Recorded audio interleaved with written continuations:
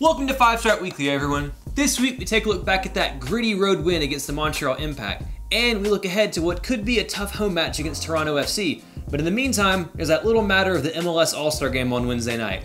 All that and more, coming up. Welcome to the show, 5 Star fam. I'm AJ, this is Tanner McLeod. Before we get into it, become part of the notification squad by hitting the bell next to the subscribe button. So guys, let's get into that 2-1 win against Montreal Impact at Saputo Stadium on Saturday. It seems like Josef Martinez is just scoring for fun now, and yeah, we had the good run of play throughout the match, and it was pretty back and forth. But a late goal by Montreal Impact put us in squeaky bum time, but all in all, I think it was a good away win for the best team on the road. Yeah, I'd agree with that. It was a really solid 3 points, especially with both NYCFC and Red Bulls dropping points this weekend. Atlanta United needed that 3 points, and they went and they got it. And I think they were good value for those 3 points on the whole. Josef Martinez scored 2 goals again. You know, the first one was just fantastic. Great cross from Tito, who played phenomenal on the left. We've only been begging for that for months now, and it definitely yielded results. Then he gets a second goal, which honestly, when you're scoring like this, you get lucky sometimes. And he put himself in the right spot again, sticks a foot out, and boom, it's in. Not to mention, he could have had a third on a header in the first half as well that he somehow missed, but you can't really complain when someone's scoring as much as he is. Yeah. I thought Eric Remedi had a really, really good, solid, MLS starting debut. Yeah. He was important in that game. Originally, I think people wanted Carlton to play, but I think Remedi playing in there, he really took care of the business, and he really cleared up some danger when he faced it. Right. And like you said, on the whole, I thought the team played really, really well. They lost their focus a little bit in the last 10 minutes again. A little bit of a worrying trend in the last few road games, but hopefully they can work through that, and by getting this experience, they'll improve. Unfortunately, it was Franco Escobar that made the mistake. I thought on the whole, he had a pretty solid game, especially picking up the yellow card early on. And he managed to get himself through that game without getting booked. But unfortunately, the one guy you can't forget about, he let go at Ignacio Piatti at the back post, and he scored. So, I mean, on the one hand, it was frustrating to see that happen. On the other hand, I was exactly right with my score prediction, so I'm pleased with myself. I mean, I had a 2-0 win, and I definitely wanted my prediction to come true. But I mean, either way, it looks like we kind of know what we're talking about a little bit. Good guessing. Who knows? Yeah, who knows? Educated guessing, we'll say. But I think definitely getting back to Andrew Carlton, I think a lot of people were surprised because he had a decent match last week, and for him to not get into the 11, I mean, I don't know. It doesn't send any message, I don't think. I think it's just, Remedi was definitely more appropriate for this match because Montreal Impact like to hold possession a little bit more so than the other teams that we played. And Carlton, I think, provides a little bit more creativity when we're on possession a little bit more.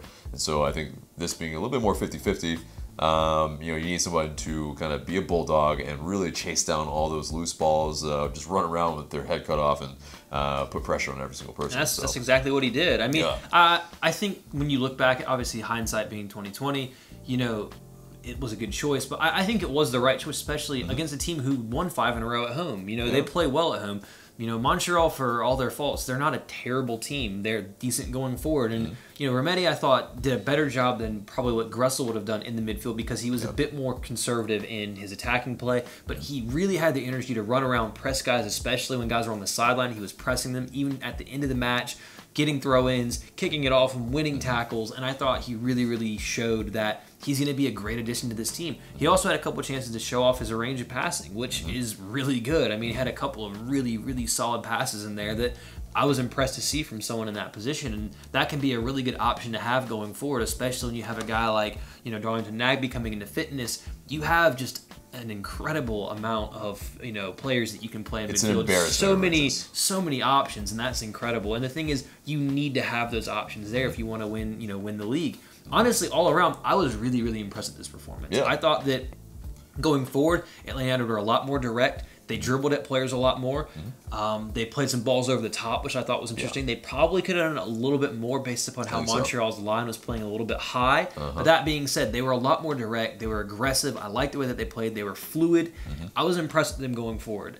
I wish we could see the same performance at home. Obviously, teams play a little bit more conservative at home. that being said, I don't think that we need to abandon the directness that we had, because when you have players who are as skilled and as fast as Miggy, as Josef, as Tito, they can beat players in one-on-one situations. See Tito, he nutmegged a guy into oblivion again.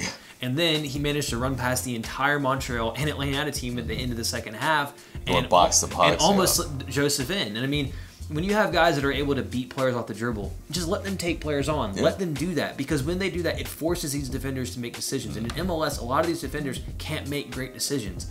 And when you have players that have the ability to release the ball quickly and get it to guys like Josef or Tito or Miggy, you can score goals. So I'd like to see a little bit of that translated, that aggressiveness, that desires, that I don't even know the word I'm looking for here, that just the quickness of the play. I'd like to see that brought in at home, because I think that's something that, especially if we can come out against teams in the opening minutes of each game, that can really pay dividends, especially in these games where teams are sitting back on us a lot. Definitely. And so yeah, speaking of Tito, he had a big hand to play in the first goal. Obviously, it was a Miggy through ball that Josef wisely does not touch, and runs back into the box, so he's in a good attacking position. Tito gets onto the ball, and yeah, I mean, he puts a delightful ball with his left. I mean, that's, he's right-footed. That's, for him to be on the left, this bodes well in the future, I think, if he's deployed there in the future. So delightful ball. Josef with a bullet header. Howie's unmarked in there. I mean, he ghosts into space. I think the word you're looking for is control. Yeah, for sure. He was controlled in the box. Definitely. We'll get into that later if you know what we're talking about. Little tease. But yeah, and so Josef Martinez, just is as prolific as they come right now, and that was his 23rd, going into the 24th goal, yeah. So, a comedy of errors for sure. It was good build-up play, I will say that. I thought that Atlanta probably deserved a goal in the fact that they had some really nice build-up play going into it. It was a good ball slipped in, it just kind of got pinged around and bounced around again. But again, like I said earlier, when you're that good, he's a fox in the box. He puts himself in a good position, and you just stick a foot out, and sometimes that's all you need. And I think you could see the look on his face of how delighted he was. Look, look, sometimes you're going to score a crap goal, but they all count the same. Exactly. But also, big shout out to Franco Escobar in that play. He's just he doesn't give up on the play. I mean, he's dribbling around a couple guys at first, loses the ball, but recovers it very, very quickly because of his work rate, and slips in Gressel with a just beautiful ball, and gets that rebound that he nearly puts in, and that's when Josef is in the right place at the right time. So gets a goal again. Yeah, and so the goals are pretty different, but still, I think it shows the facets of our game, especially different guys kind of contributing to the attack. So good stuff. But let's get into our conceded goal, unfortunately, which I think boils down to a defensive lapse in concentration. I think that's what it boils down to. I mean, obviously, I think Franco Escobar is way out of position. He should be marking Piatti a lot closer.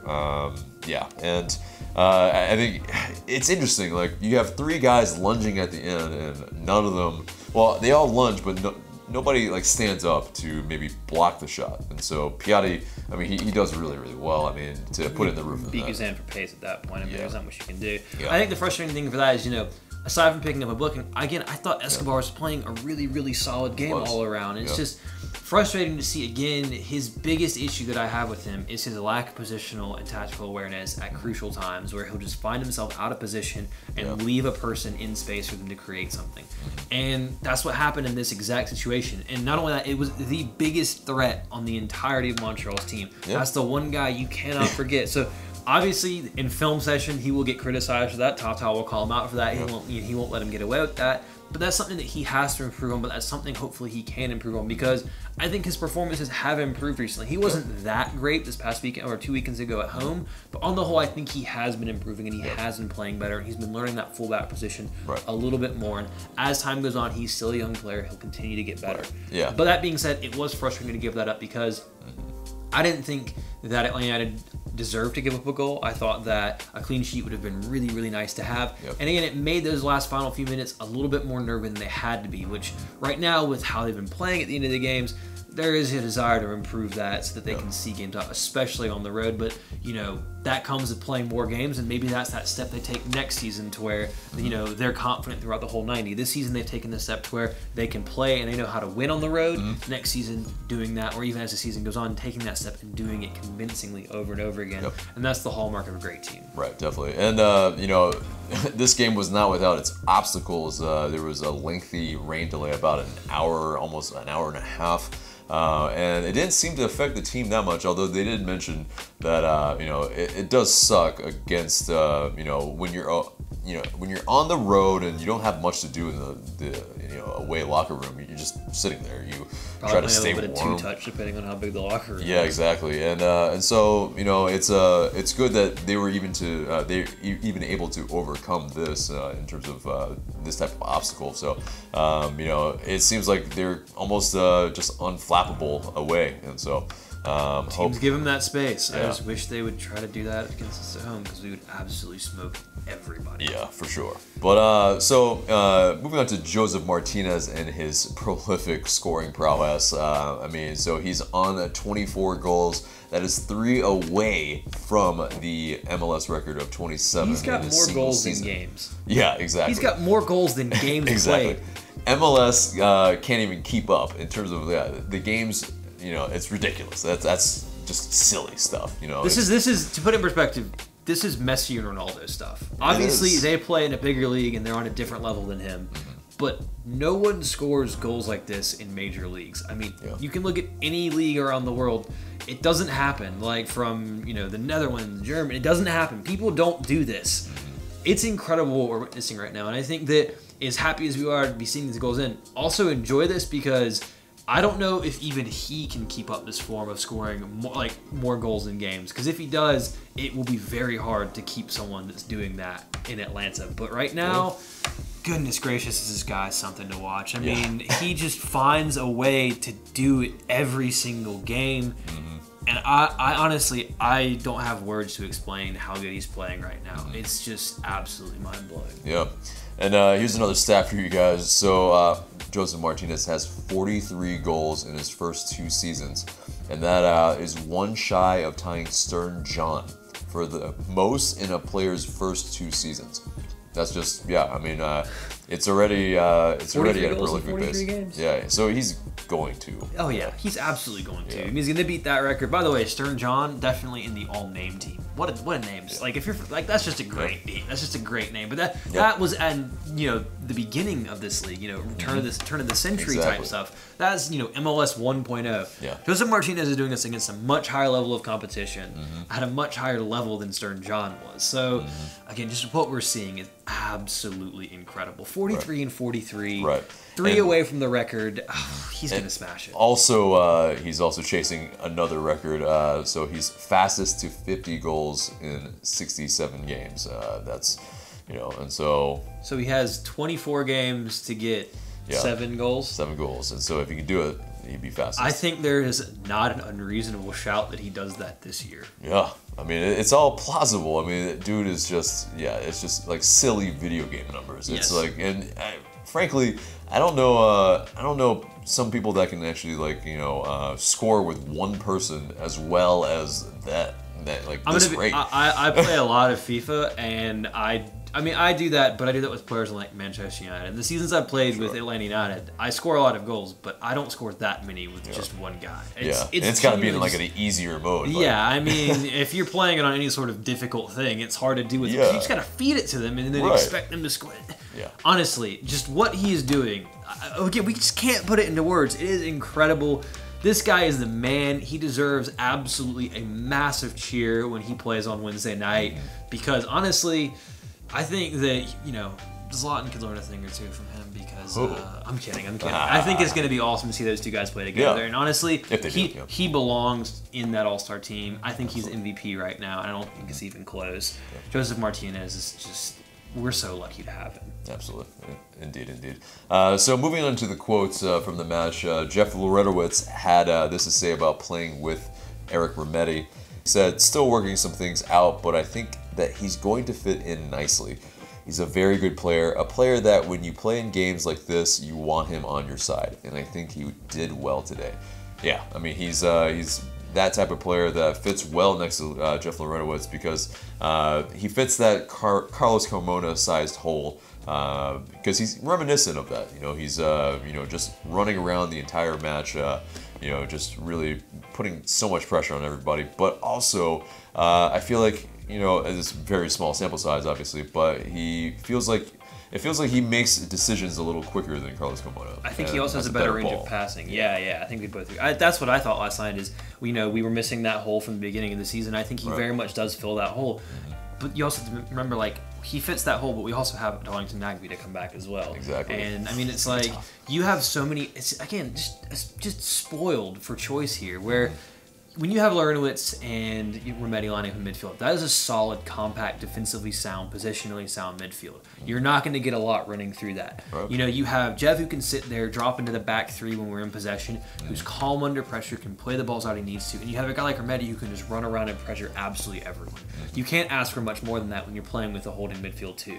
So that's just a fantastic option to have, and I think I think that's what you'll be seeing on the road going ahead. I think you'll definitely see those two paired together because at the end of the day, as much as Gressel has played well, he's not a natural central midfielder. Right. Remedi is. And Remedi has shown that he absolutely has the passing range available to him to do that. So that's an option that we didn't even have last year with Carlos Carmona. So again, Atlanta United front office doing a great job at signing. But like you said, small sample size. We'll see what happens going forward. But I'm excited about what I've seen so far. Definitely. And also, Tata Martino had this to say on Franco Escobar's performance.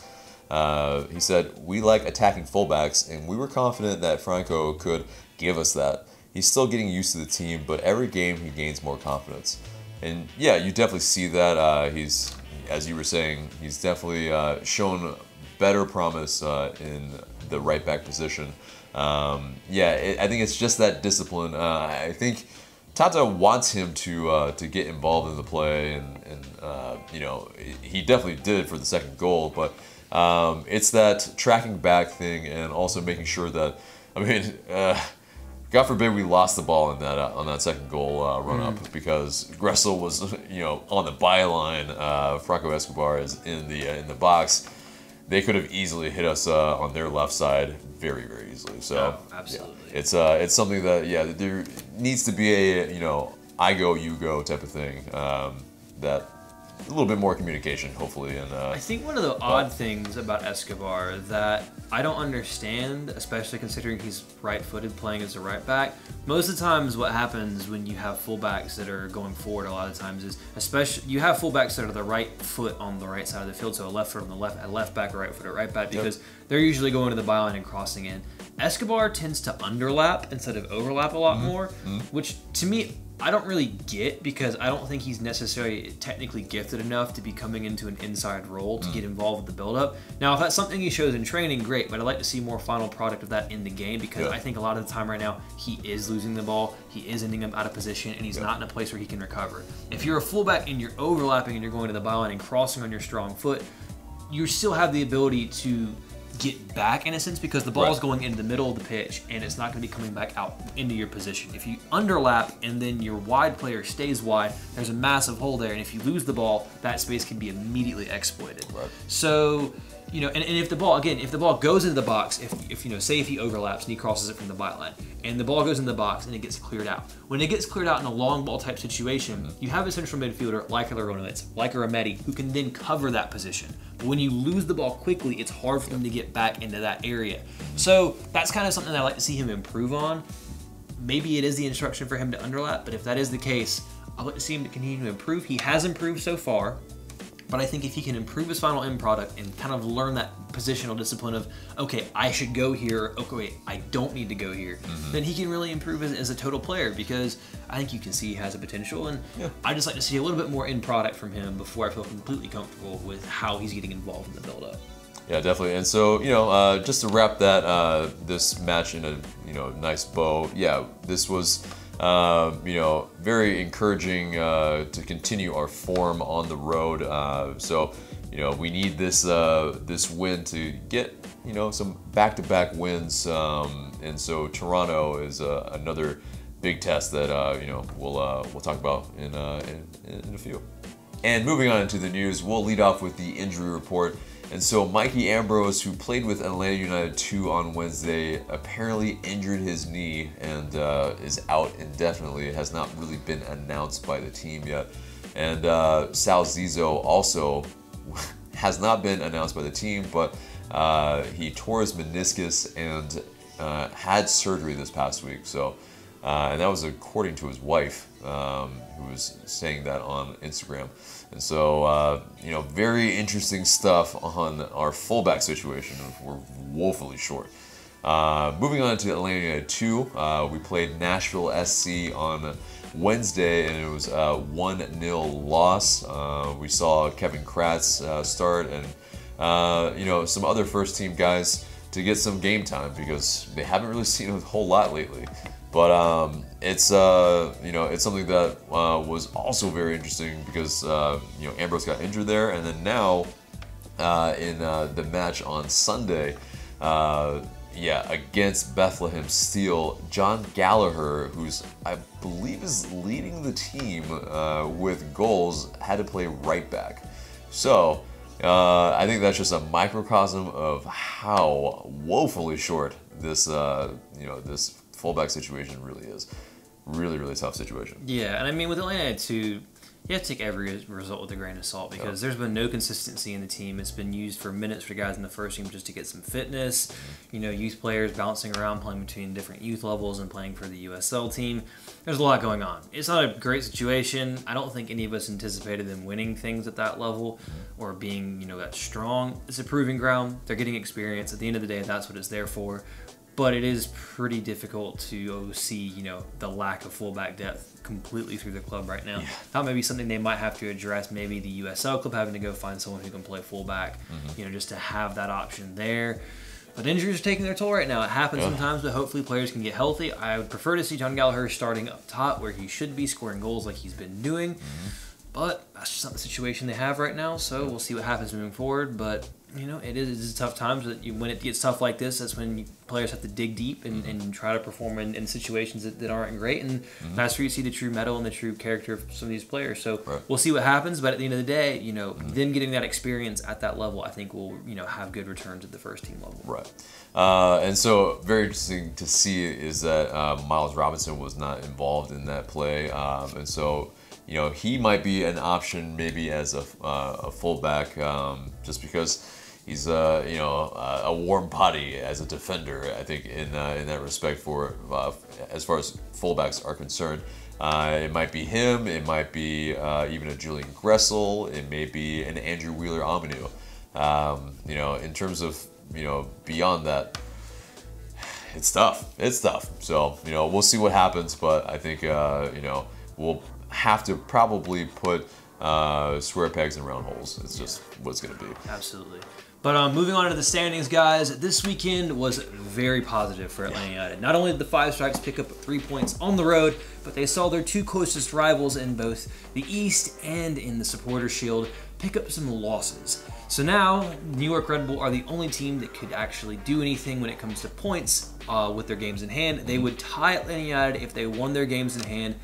More than likely, they'd have a better goal difference if they won those games, but they can only tie Atlanta United on points and go ahead on goal difference.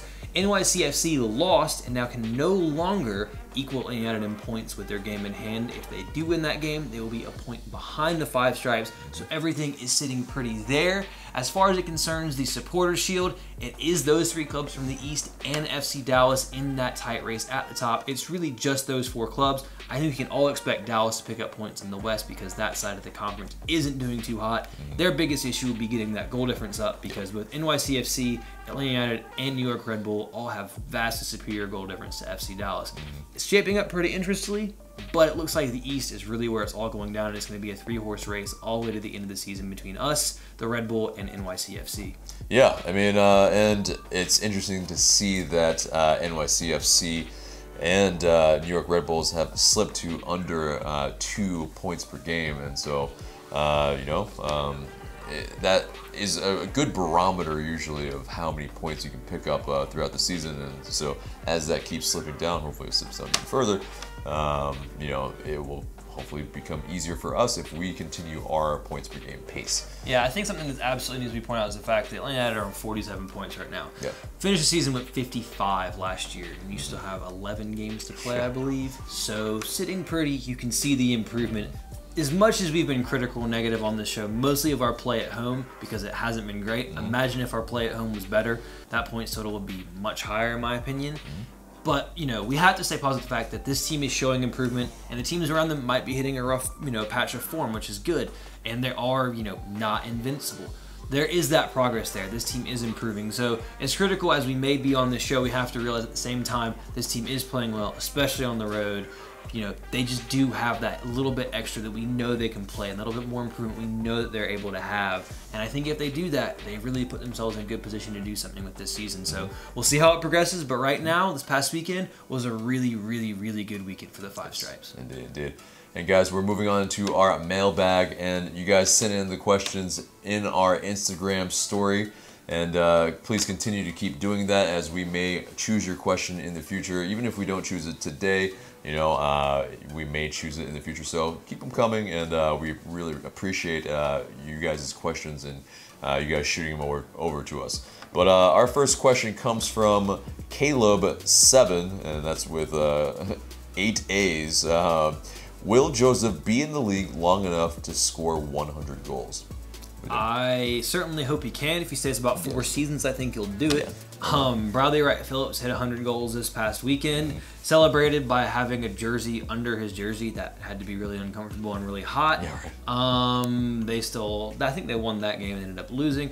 I don't care. The point is he did it in like 120 or something plus games. Josef Martinez is going to do that a lot quicker if he stays in the league. I think he'll have 50 by the end of this year. I think he's going to be able to set the all-time MLS goal record if he stays in Atlanta for 6-7 seasons, which I'd love to see him do. Yeah. This guy's absolutely incredible. You know, being healthy, that taking into consideration, I think he has absolutely a massive shout to reach this record, and he's going to do it a lot faster than anyone else if he sticks around. Yeah, definitely agree. Next one comes from Buddy Fletcher. He asks, what's your rating of Remedi at defensive mid? Is it better than Gressel? Carlton play wing? Also, another similar question. You guys had a bunch of questions about Remedi, of course. ATL UTD fan 16. What did you think about Eric Remedi? Do you think he played well or needs some work? So we kind of got into it earlier, but I think to sum it up, I think you know, Eric Remedi you know, has shown a ton of promise, especially in this match, and that partnership with Jeff Larentowicz looks promising. It's a, you know, having those two more defensive-minded midfielders. I mean, we definitely didn't miss a beat really in this match, and especially Eric Remedi, you know, comes from a league that's fairly physical as well, and so yeah, it's good that it's, you know, he didn't really pick up a ton of fouls. He looks like he has, you know, he's, well, yeah, I mean, he's really acclimated very quickly. Hopefully that really continues, and he, you know, doesn't have to have a really a grace period for him to really get acclimated. Yeah, I mean, he definitely played a very confident game. He had the 4th highest match rating according to WhoScored.com with a 7.18. He had 6 tackles. He had 1 interception and 3 clearances. I mean, that's pretty good statistics, all things considered. He had, you know, I thought he played a very confident, composed game. He looked, you know, at home playing in this league. Again, small sample size. We'll see how he does moving forward. You know, certain teams might find weaknesses in his game and try to exploit them. We shall see. But from what we saw yesterday, it was a fantastic game from him. I'm excited for what he's going to bring to this team in the future. And as we talked about, you know, previously in this episode, he just offers another option to this team. Right, definitely. And it's something that, like, you know, I think the team initially said that, you know, Tata Martino didn't have a huge role to play in bringing him into Atlanta, and I mean, it seems like, I mean, he had to, maybe, I mean, because, I mean, he gets acclimated so quickly in this match, and in less than 2 weeks, essentially. It helps to have a lot of countrymen here, and at the same, we're a lot of people, South Americans, that all speak the same language. Exactly. It's just easy to slide right on into that. I definitely think that had to be a part in how this club is signing these players. They're made to feel welcome. They're made to feel at home, and there's a very good locker room atmosphere around them. I think mostly. Mostly. Yeah. And I think that, the guys have welcomed him in, and he seems to be blending in great, which is exactly what you want to see. Definitely. Next one comes from He's So Well Spoken. Does Tito lead the team in megs? Now, that's interesting because there's not really a stat for that per se. I would say that he definitely leads the team in most just ending of souls for opposing players. There's definitely a stat for that. He runs by players and makes them look silly a lot. I think sometimes it is underrated how fast he is. He probably actually may be the fastest player on the team because when I see him in space, especially on the wing, he is just absolutely rapid. And usually he throws a meg in there at some point in time. The only issue I have with it is the number of times he makes defenders look absolutely silly. The cross is blocked, or there's not a player in the right spot, and it doesn't get finished off with a goal. Because if it finished off with a goal, he would have the most intense highlight reel of just making players look ridiculous. Because, I mean, let's be real. That guy is just incredibly talented. He has a lot of confidence. I think playing on the left, we're going to see him start scoring a lot more goals as well. And if he can get firing, good luck teams trying to defend against him, Josef, and Miggy playing at high level. Right, indeed. Now, speaking of high level, there's a lot of stuff going on this week with the MLS All-Star Game coming to Atlanta to Mercedes-Benz Stadium. And, you may have partook a little bit in the festivities already or seen a little bit on social media. But, ourselves are partaking in a podcastathon / pickup soccer thing at 5 Points Soccer Station at the MARTA station, and it's with MLS Extra Time Radio, so fairly big deal, I think, and it's also with other Atlanta United content creators. So we're gonna podcast and talk about MLS, talk about the match, talk about everything and anything, and also play some pickup soccer against each other. We're going to put that in the description box below if you want to join in and play with all of us and just check it out. So I think it'll be a fun thing, and it's on Monday, and it's starting at 8:30, and that's July 30th. There we go. Yeah, July 30th. But, of course, also the MLS All-Star Game is on Wednesday, August 1st, and it's going to be the MLS All-Stars against Juve, of course. The Italian Giants, and I think it's going to be some very special things happening because this essentially is kind of a once in a lifetime type of thing, with that type of team in your city, in this stadium. I think it's something that if you haven't bought tickets yet, I think you should. We have the chance of breaking another record with the attendance in an MLS All-Star Game, and the last I think so the record is 2010 Houston Dynamo Stadium. No, it was at Energy Stadium. The Houston. Well, I don't think it was named that at the time, but it's where the Houston Texans play. Where they held the game. Mostly because Manchester United were involved. Exactly. And they had just signed a guy named Javier Chicharito Hernandez. Right. And there being a large Mexican population in Houston, a lot of people came out to watch them play. He actually scored a goal in that game in which he was very much offside. I would know. That was one of the first jerseys I got. I loved that guy as a Manchester United fan. He was offside if you want to go back and look it up. He, funny enough about him, he is very much more of a poacher, more than Josef Martinez. If you want to look up poaching, look up Chicharito. The first goal he scored in a competitive game for Manchester United, he kicked off his own face. So Josef has a little bit more class, and I think he's a little bit better, and he should be labeled as a poacher because the amount of things he's doing, not very poacher-esque. But, the thing is that you absolutely, if you have the chance to go buy a ticket, go see it. Yes, is it a friendly? Absolutely. But there are going to be a lot of really big-name players out there. They're going to be having some fun. They're going to be trying to score some goals. Zlatan Ibrahimovic will be playing. Juve, one of the many clubs he's played for in the past. And honestly, there's going to be a few good players from Juventus playing.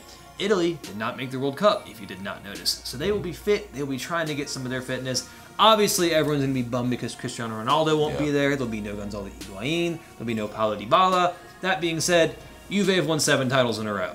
That means they have a very good team, and they have a very deep team. So every player you'll see out there will be of a high level. Many of them play for the Italian national team. I think it'll be fun to watch. I think it's awesome that we get to see a team of this size come play at Mercedes-Benz Stadium, and I think it's going to be a whole lot of fun, especially because we'll get to see some Atlanta United players play without there being any pressure on them to do anything. And honestly, I really would really love to see Josef Martinez score another goal, just to be like, I'm really good at this. Absolutely. I agree. And so, guys, we're moving on to the Waste Man of the Week segment. And who is our Waste Man of the Week? It was a choice between 2 people. Both of them are involved with the Montreal Impact. Remigard gets an honorable mention mostly because he said something along the lines of, we play teams that have more resources than us, complaining, even though Montreal actually are spending more on their roster this season by $2 million than Atlanta United. But who's counting? We're better than you. We beat you twice this year. But for me, it can only go to Safir Taidir of Montreal, mostly because he had this to say about Josef Martinez, of course. It's true that he scores a lot, but he was not especially dangerous tonight. He scored. It's his job. That's enough for him. He made a lot of runs, but we controlled him well tonight. He feels when things will happen in the box. It was enough for him to score twice tonight. I'm not sure of what his definition of control is. Josef scored 2, could have had 3, and made them silly all night. And obviously on the first one, by control, you mean leave completely unmarked within the 6-yard box, the best striker in Major League Soccer. Then sure. If that's what controlled means, I hope every team controls Josef Martinez for the rest of the season, because if he scores 2 goals every game, I'm going to be a very happy person. So, Taidir, congratulations. You win Waste Man of the Week, mostly because you have no idea what facts are or what the word controlled means. English may be a second language for you, but still, you should know what that means. Yeah. But, alright guys, so we're moving on to our match preview against Toronto FC on Saturday at 4 p.m. at Mercedes-Benz Stadium. Of course, Toronto are getting healthier and rounding into better form, and it just seems like that's always the case when we're playing a team. They seem to be playing better and maybe in their best form of the season, of course. But it's this stuff happens, but I think this is still always was going to be a tough team anyway. So we might as well play them at their peak of the season. So why not? But our previous matchup against Toronto FC was 2-2 against them in. Away and at home. It was, tough fought in both. I mean, they did not get it well. Michael Bradley and Josie Altidore did not get a good reception, but Javinko scored a very lovely free kick in that game at Mercedes-Benz to help them get that 2-2 draw. I think right now, you look at them in the table, they're sitting in 10th in the East. They're struggling. They really put all their eggs into the CONCACAF Champions League basket, and it did not play out for them. They have kind of struggled to really catch up with that for the rest of the season, but this is kind of a similar situation with Seattle, who did a similar thing. But I think that the difference is that Toronto has a lot more talented players, I think. They're a lot better going forward. I think they're a lot better than what their position in the league says. And I believe they're only 6 or so points out of a playoff spot, even though they're sitting in 10th. I think they're a team that absolutely, if they can get hot, if they can get healthy, can make a late playoff push, and you could see them get into those spots and do something in the postseason. Again, they're a lot better than what their record and their position says they are. They aren't great on the road this season. They've been conceding an average of 2.3 goals on the road.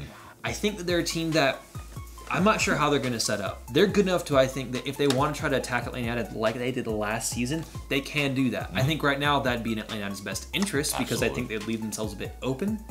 That being said, I think that they're sound enough, they're smart enough, they're canny enough operators all around the field for them to do solid things. Javinko hasn't been fully fit this season. He hasn't been fully firing. He doesn't even lead their team in goals. He only has 5 this season. But that is a player that absolutely can pop up and score goals. You also have Jonathan Osorio, who does lead their team. He has 8. They haven't been playing great this year. But this team I worry about a lot more than Seattle. Seattle I was very confident going into because I don't think Seattle's very good. I'm still frustrated by that result because I think Atlanta United are better than them. This is a result Atlanta United has to be careful with. They can't look past them because this team, again, is talented and can win in Atlanta. Yeah, no, it's definitely going to be a tough test. And so, And I think it's something. It's a date that we all circled on our calendar because we know that we'll see what the barometer is when we play them. But obviously, the circumstances have changed a little bit, but it is what it is. You can't forget the fact that they're still the holders. They won the Supporters Shield last year. They set a points record. Most of that team is back, and they won MLS Cup. And they won their domestic cup as well, the Canadian. I don't know what it's called. Canadian Cup. But they're a solid team. They've won their last 2 results. MLS is this really weird thing where you play teams on the road and at home within a week. They beat Chicago in Chicago and then turn around and spank them 3-0 at BMO Field this past weekend. So they've won their past 2 games. They're turning things around. They're getting better, like you said. It's going to be a tough game. Yeah, definitely. And so looking into what the maybe suspensions are for this match. So Franco Escobar, he got a yellow, and so essentially he misses this match. And with our already depleted fullback depth, we're gonna have to get creative. I think so there's definite maybe a formation change, or maybe bringing somebody in that normally might not play the position. But it will be very interesting to see what Tata Martino does for this match. So that gets us into what we think our predictions for the formation is. I think we're not going to change too much. I don't think we're going to go back to 3-5-2. I think we're going to go 4-2-3-1, and so I think it's Guzan, I think it's McCann on the left, LGP, Parkey, and I think it's Andrew Wheeler-Aminu as our right back, because he's played that in preseason, and I think also in the Open Cup matches, and so it was a little bit of something that I think he has a little bit more continuity than the rest. I think Miles Robinson hasn't really played there yet, and Jeremy Gressel, it would be I think you want him playing a little further up the field. I think he's not as defensive as Wheeler-Aminu. So do you agree with that? I'd actually like to see Gressel start at right back. I think I've talked about it a few times in previous episodes. I think he can play it, especially at home, where teams do have a tendency to sit back a little bit deeper. He has shown that he has the work rate to get back and forth. Toronto like I said, they haven't been great on the road this season. And I think that he gives you another option to overlap on that right-hand side. He gives you something there that maybe you don't get with Wheeler-Aminu. I would understand that selection, but he's played as a right wing back for basically half the season. Gressel has. He'd be shifting a little bit further back, maybe, but with how high Atlanta's fullbacks play when they're at home anyway, I don't think it would be too much of a positional shift for him. I'd feel more comfortable seeing him there because you know what you get from his crosses, you know what you get from his work rate, and I think you slide Remedi again into midfield. He starts there. I think you Remedi, Lorenowitz in midfield. And then, going forward, I really want to see Tito on the left again. And I think that, playing Gressel at right back enables you to give Carlton another start, play him on the right at home, or if you must, you can shift, Tito back to that right-hand side and put Carlton on the left. But I think that Tito has to play on the left again because he showed what he can do, especially against a Toronto team that might be very uncomfortable with him cutting into it on that right foot. I think he has to start on the left again, and I think you can give Carlton that shout playing up on the right-hand side. Yeah, I definitely don't doubt that would be very effective. I think, though, if Carlton is in the team, I think he starts more in his natural left position, and Tito would start more on the right. And so that would leave, I think, in the midfield, I think Gressel deserves a start, and so he hasn't really put a foot wrong in any of the positions that he's been in. So I think, I think for defensive solidity, because they're going to play against a pretty good attacking side, I think Gressel, for me, sits back in the middle with Lorenowitz as his partner. So potentially, though, what about just throwing another idea out there? You could have Tito on the left, Gressel on the right, Remedi in midfield, and then you could have Wheeler-Aminu at right back. I mean, that obviously leaves Carlton out, but again, this Toronto team isn't something that, even though their position isn't great, you can't sniff at them. They're not a DC. They're not just shipping goals left, right, and center. I mean, this is a physical team. This is an experienced team. This is a team filled with, very solid operators all around the pitch. You might need a little bit more experience there. As much as I'd like to see Carlton start, you get that solidity in midfield with Remedi, and then you still get that attacking output on the right-hand side that you know for a fact you're going to get from Gressel that you might not get from Carlton, because this is a big game. They're going to know he's young. If he's there, they're going to put tackles in on him. They're going to be physical with him. You know that Julian Gressel, physically is a bigger guy that can handle that. Maybe that might be not the most ideal situation for Andrew Carleton. Yep. Who knows? I mean, I trust in Tata. I'm curious to see what, kind of tact he'll take on this game and how he wants to attack this team in Toronto. And, I personally, I'd really like to see Remedi play again, just because I think that he really showed that defensive solidity that you might need against a team that can score goals, that has guys like Javinko in it, that can create something out of nothing. Yeah, no, I can get down with that. I mean, as a secondary option for a lineup formation. Yeah, that obviously, yeah. I think the crazy thing is that it just shows how many options this team has that they can do, and they can just chop and change and move these guys around. Right. Obviously, it's not ideal that you're lacking at the right back position, but aside from that, look how many options Atlanta have for playing guys in different positions to do different things. And you can say, well, if you want to be aggressive, you can play this guy. If you want to be defensive, you can play this guy. And that's just incredible because pretty much no other MLS teams can do that. And I think that's something Atlanta United are very much spoiled in. And we have to thank the front office for assembling a team that can do that. So that being said, hopefully they can take whatever lineup they have and turn that into 3 points, and that's into our predictions. So AJ, how are you feeling about this match? Yeah, I think I'm feeling pretty good because I think Toronto's got a head full of steam. They're thinking that well, we're in a good run of form. Let's let's play a little bit more offensively because we've scored some good goals recently. So I think they're going to come into the bends, try to play us, and I think that plays right into our hands. So I think it's a 3-1 win for us, and it would be a good statement because it's against the holders. I think that bodes well. What about you? I would love to predict 3-1, but every time I do that, we don't win, so I'm not going to do that. Sure. That being said, I agree with you. I think they are going to come in, try to play. I think that their defense hasn't been great this season, so by doing that, they're going to leave space. I think Josef Martinez is going to get on the score sheet once again. However, because it's at home and we always concede a goal for some reason at home, I think it's going to be another 2-1 win for the Five Stripes. They're going to get those goals. They'll ship one at some point in time, but I think it's going to be a lot more comfortable than the final scoreline it suggests. But again, I think it's 3 points for the Five Stripes this weekend and a 2-1 win for me, with Josef Martinez getting at least one more goal closer to that final record. I dig that. And funny enough, that takes me right into our question of the day. And this one is a bit crazy. We talked earlier in the season about how many goals do you think Josef can get. Right now, we're just going to hop in all the way on this bandwagon. We've had people asking us about how many goals we think we'll score, and we're going to set a bar real high. I said 35 a few weeks back because I was like, I think he can hit that. But let's just see how ridiculous we can get here. Our question to you is, what's the percentage chance that Josef Martinez can hit 40 goals? Because as crazy as that sounds, 11 games left, he's at 24, that's 16 goals. But with the rate that this guy's scoring at, especially if he's being controlled by teams, he could hit that mark if he, hits 2 goals a week or hits another hat trick here, there, too. So our question to you guys is, once again, what's the percentage chance you think he could hit 40 goals? I don't think he's going to do that, but there is no shame in that. I still think he can get 35. The record's 27. I think we can all agree that he is going to absolutely smash that. And I think the only person that will be able to compete with Josef Martinez's record in the future will be Josef Martinez. But get us, get down in the comments and let us know what you think, and we're very interested in seeing what you guys are going to say. And at least actually put however many. We might have done this before, but just get down and say how many goals do you think he might score in addition to that, because I'm curious to see how many you guys think he'll end up with. But again, will he hit 40? And if not, how many goals will he have? Again, get down in the comments.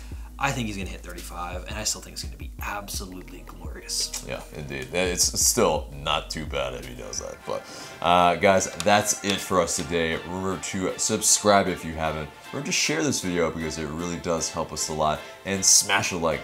And for Tanner McLeod, I'm AJ. Thank you guys so much for watching.